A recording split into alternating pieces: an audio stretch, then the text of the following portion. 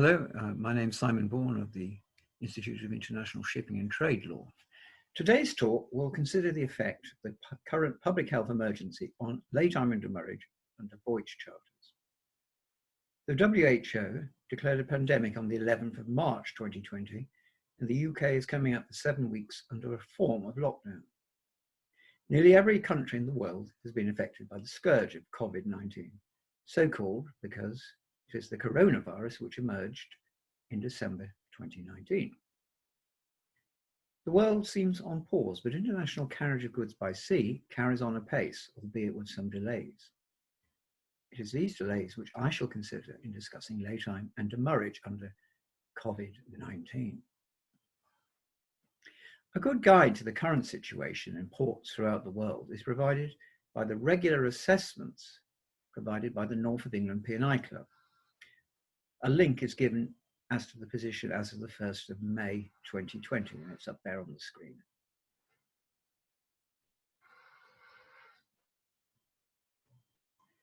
In many countries, ships are having to wait for the crew to be tested before being admitted into port. Djibouti provides one example.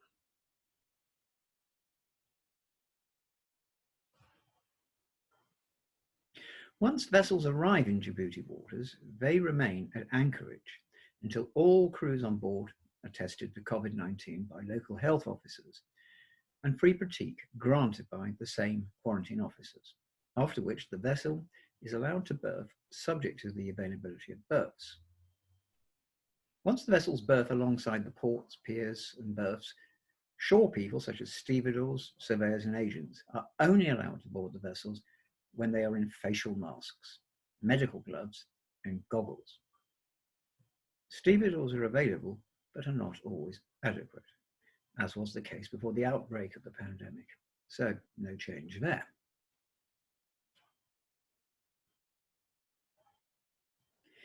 This type of regime is going to impact on when laytime starts.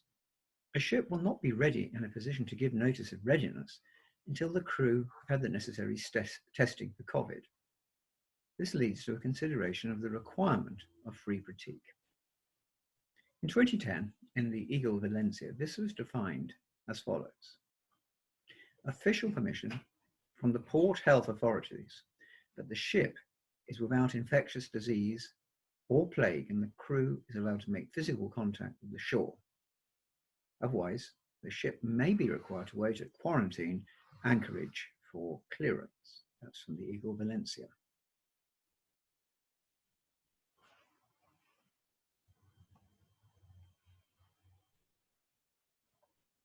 If the obtaining of free pratique is a mere formality, a valid NOR can be given before free pratique is obtained.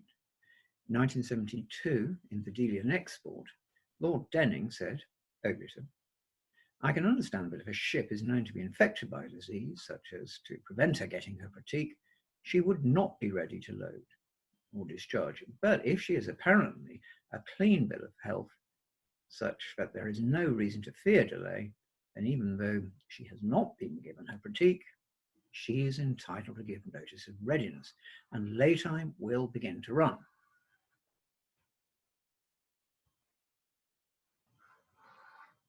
Well, clearly, obtaining free pratique is not a mere formality in the new normal of COVID-19. The resultant delays will fall to the account of owners. It is unlikely that the position is changed by the inclusion of a clause stating whether in free pratique or not. The tribunal in a London arbitration in 2000 considered the clause in circumstances where, after NOR was tendered, it became clear that 4 crew members did not have valid vaccination certificates. This delayed the grant of free pratique for 13 days. The tribunal held that the clause assumed that the vessel obtaining free pratique was a mere formality. As it was not, the NOR given was invalid.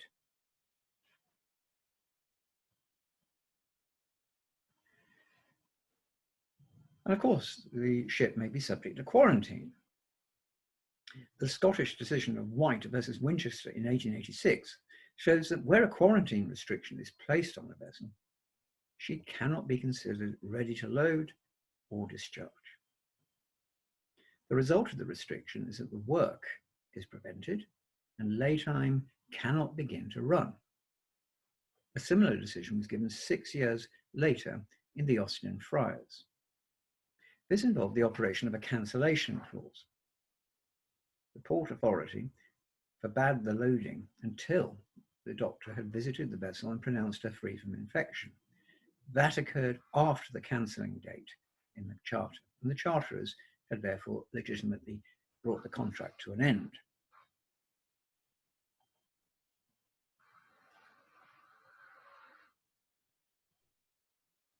Once Laytime starts, it will continue running unless interrupted by an event falling within the Laytime exceptions or a delay caused by the fault of the ship owner. Once Laytime expires and the vessel goes on demurrage, demurrage will continue until the completion of loading or discharge, as the case may be. It will not be interrupted by the Laytime exceptions unless they specifically extend to demurrage, but will be interrupted by delays caused by the fault of the ship owner or the ship owner using the vessel for his own purposes.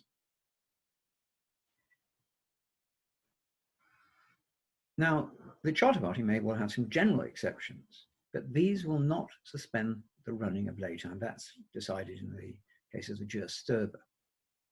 The provisions of the Hague Rules may be incorporated under a clause paramount, but these are also irrelevant to the running of Laytime and demurrage, and the case on that is Lee's Shipping versus Duncan Fox & Co. back in 1932. Now, restrictions on loading or discharge in port by the Port Authority, which affect the running of Laytime and demurrage. What's the effect of that? Well, in the Maria G, illegality was considered. The harbour master at Calcutta was fearing the effect of a bore tide that was expected, ordered the ship to shift from an alongside berth out to the buoys. Now, on the assumption that the law made it an offence for the charterers to attempt to load during the period that the vessel was away from the berth, Laytime still carried on running. Schofield in Laytime and Demurrage summarises the position as follows. It therefore seems that to stop Laytime on the basis of illegality, any prohibition must be of a permanent or at least indefinite nature. And indeed, there is a case called Petrinovich, where the vessel shifted from her berth in Bordeaux because of the approach of the German army in 1940. Definitely wasn't going to go back there, and we then move on to questions of frustration. So,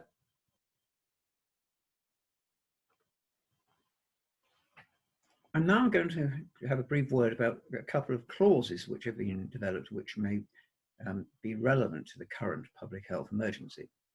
The first is BIMCO's 2015 publications in response to Ebola. They had a time charter one and a voyage charter one. The clause requires that there is a disease which is defined in the clause as a highly infectious or contagious disease that is seriously harmful to humans. Now, no matter what you might have thought back in, say, February or March, it's pretty clear that COVID falls within this definition. The clause provides that its terms will supersede any other terms of the Charter, including a force majeure provision.